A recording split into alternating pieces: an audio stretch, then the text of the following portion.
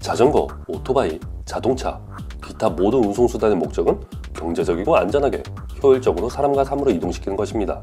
기술의 발전이 증기에서 시작되어 가솔린과 가스를 넘어 이제 전기를 에너지원으로 이용하는 개인 운송수단의 발전이 활발하게 진행되고 있죠. 전기자전거 역시 기술 발전의 산물이며 다양한 형태로 개발되고 있습니다.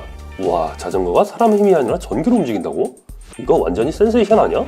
아닙니다. 전기자전거가 상용화된 지는 이미 20년이 넘었고 초기 개발된 형태의 전기자전거와 큰 차이는 없습니다. 기존 자전거 프레임에 전기로 구동되는 모터를 달고 배터리를 에너지로 사용하는 형태의 자전거는 미국에서 처음 선보인 이후로 본격적으로 개발되기 시작되었고 2000년대 초반 일본 야마하와 파나소닉에서 출시한 전기자전거는 전 세계로 뻗어나가기 시작했습니다.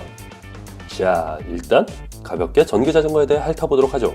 이외로 전기자전거의 종류는 각 나라마다 상이하게 해석을 내리고 있습니다.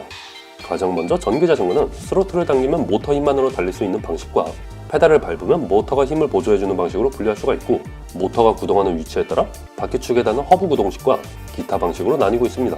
각 제조사마다 독특한 방식을 내세우며 전기자전거를 생산하지만 전 세계적으로 가장 많이 생산되는 방식은 허브 모터나 센터 드라이브 형태이고 우리나라에서 판매되는 자전거 역시 마찬가지입니다. 여기서 재미있는 점은 해외에서 전기자전거로 분류되어도 우리나라의 자전거 이용 활성화법에 따라 우리나라에서는 전기자전거가 아닌 원동기나 오토바이로 구분되는 종류도 있습니다. 우리나라에서는 차체 중량 30kg 미만, 최고 속도 25km 미만의 파스 방식만 전기자전거로 인정하고 스로틀에 장착된 전기자전거는 법률상 원동기 장치로 구분하고 있습니다. 법률에 규정된 전기자전거 이외의 형태는 원동기 장치로 취급받게 되고 운전면허증을 갖고 있어야 하며 자전거 도로에 들어갈 수 없다는 제한이 있습니다.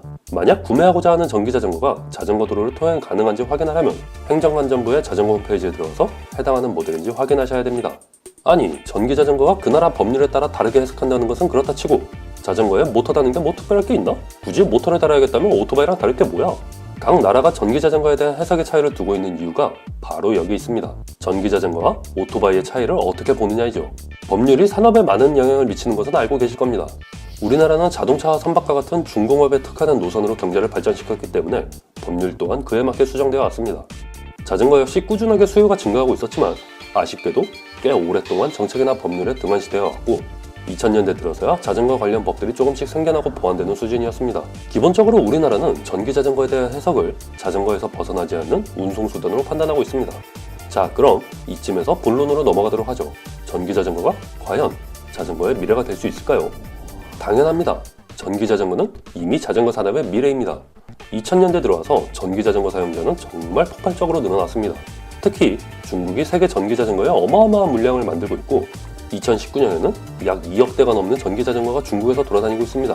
전 세계적으로 자전거 제조사뿐만 아니라 자동차, 모터, 배터리 제조사들도 참여하고 있고 2018년 기준 17조 원의 글로벌 전기자전거 시장은 2025년까지 25조 원 시장으로 성장할 것으로 내다보고 있죠.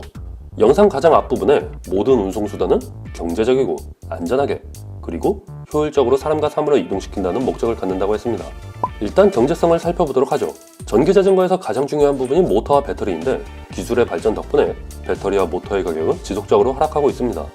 2010년과 2019년 리튬이온 배터리의 가격을 보면 무려 87%의 가격이 하락했다는 것을 알 수 있죠.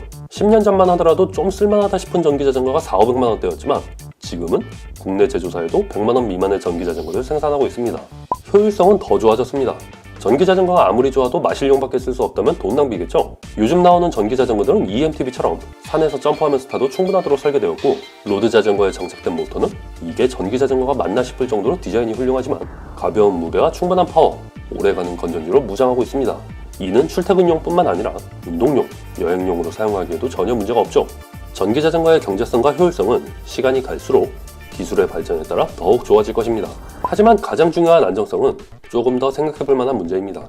각 나라에서 전기자전거가 흥하느냐 망하느냐는 여기 안전성에 달려있죠. 그리고 여기서 말하는 안정성은 문자 그대로의 안정성이 아니라 제도와 법률에 의한 안정성을 말합니다. 즉, 전기자전거가 과연 안전하게 탈수록 제도와 법률 그리고 인프라가 갖춰져 있느냐를 말하는 것이죠. 여기서 조금 바꿔서 생각해 보겠습니다. 우리나라에서는 전기자전거가 과연 자전거의 미래가 될 수 있을까요? 우리나라의 전기자전거 시장은 2018년 기준 연간 판매량 2만 대 수준이고 규모는 겨우 60억을 넘어섰습니다. 우와, 전 세계는 엄청난 전기자전거 열풍인데 우리나라는 아직 한남동 빌라 한 채 가격을 못 넘었어. 우리나라에서 전기자전거가 갖는 위상이 낮다는 것은 통계로도 확인할 수 있지만 굳이 숫자 가득한 통계를 들여다보지 않더라도 여러분들이 느끼는 바와 주변에서 전기자전거를 타는 사람들을 찾아봐도 똑같이 느낄 수 있습니다. 전기자전거가 환경에도 좋고 운동에도 좋다는 것은 분명히 알고 있습니다. 교통정책 측면으로 보더라도 엄청난 이득을 볼 수 있고 경제발전에도 좋다는 점은 굳이 설명하지 않더라도 다들 뉴스기사 한 번쯤은 보셨을 겁니다. 전기자전거가 우리나라 교통분담료 5%만 차지해줘도 정말 많은 변화가 있을 수 있죠. 하지만 여러분들이 느끼시기엔 어떤가요? 과연 전기자전거가 정말 필요하신가요? 그나마 2018년 3월 자전거 이용 활성화법이 개정 발효되면서 전기자전거에 대한 관심이 높아지고 판매량이 증가한 것은 사실입니다. 그나마 자전거 도로에 진입이 허용되면서 전기자전거를 이용한 자출족이 상당히 늘었다는 것을 알 수 있죠. 하지만 아직까지는 우리나라의 정책 방향이 전기자전거를 미래의 먹거리로 본다는 생각은 별로 들지 않습니다. 그럼 가까운 사례를 한번 들여다보죠. 일본은 2000년대 초반부터 야마하와 파나소닉을 앞세워서 글로벌 전기자전거 시장을 개척한 나라입니다. 전기자전거 시장 발전의 원천이라고 볼 수 있죠. 하지만 일본은 처음부터 안전에 대한 규제가 너무 강력했던 나머지 기술력과 시장 규모에 비해 발전이 매우 더뎠습니다. 까다로운 법 때문에 해외에 전기자전거가 들어오지도 못했고 수출 역시 해외 기준에서 점점 뒤처질 수밖에 없었습니다. 반대로 중국의 경우는 훨씬 적극적이었습니다. 중국 가보신 분들은 모두 아실 겁니다. 정말 전기자전거의 천국이라 할 수 있죠. 얘들은 법이 있는 건지 법이 있어도 안 지키는 건지 모르겠지만 정말 다양한 형태의 전기자전거가 돌아다니고 있으며 현재는 전 세계 전기자전거의 90%를 생산하고 있습니다. 또한 중국 정부의 지원으로 오토바이를 밀어내고 전 국민의 20%가 전기자전거를 보유하고 있다는 통계도 있습니다. 우리나라의 자전거법이 아쉬운 점은 전기자전거를 자전거 도로에 진입하게 만든 것까진 좋지만 전기자전거에 대한 정의를 딱딱한 법률로 규정한 것은 일본과 같은 노선을 밟을까봐 두렵다는 것입니다. 기술은 계속해서 발전합니다. 시장의 흐름과 제도 역시 계속 변하기 마련이죠. 하지만 법률은 입법 과정을 거쳐야 하기 때문에 매우 무겁습니다. 전동 킥보드를 포함한 퍼스널 모빌리티 시장만 봐도 그렇습니다. 매년 20%씩 고속 성장하더니 어느덧 시장 규모가 20만 대에 가깝습니다. 몇 년 사이에 전기자전거의 10배 이상으로 성장했죠. 하지만 제도가 정비되지 않아 무법이 불법을 만들더니 이제 전동 킥보드를 이용하는 대부분의 사용자를 범죄자로 만드는 시대에 뒤떨어진 상황이 되었습니다. 아니, 인도에는 들어가지도 못하고 자동차가 달리는 도로에서만 25km 미만으로 주행하라는 게 말이 안 되잖아. 이런 상황이기 때문에 기존 자전거법으로는 퍼스널 모빌리티를 모두 담아내기 힘듭니다. 전기자전거와 전동 킥보드, 기타 퍼스널 모빌리티를 모두 포함한 새로운 법이 개정돼야 한다는 주장이 나오는 이유이죠. 기술과 산업은 발전시키고 사용자의 안전과 기존 교통순환을 보호하는 새로운 법이 필요하다는 것입니다. 소비자들 중에도 전기자전거의 효율성을 의심하는 분들이 많습니다. 제도나 인프라가 잘 되어 있다 하더라도 굳이 전기자전거가 필요한가 하는 것인데 이러한 것은 제조사들이 시승행사를 제대로 안 해줘서 그런 것이겠죠. 확실히 제조사들의 마케팅과 관련된 노력도 필요해 보입니다. 아직까진 전기자전거 중에서 대박치는 모델이 없는 것을 보면은 전기자전거가 소비자의 지갑을 열기 위한 뭔가가 부족한 것은 사실입니다.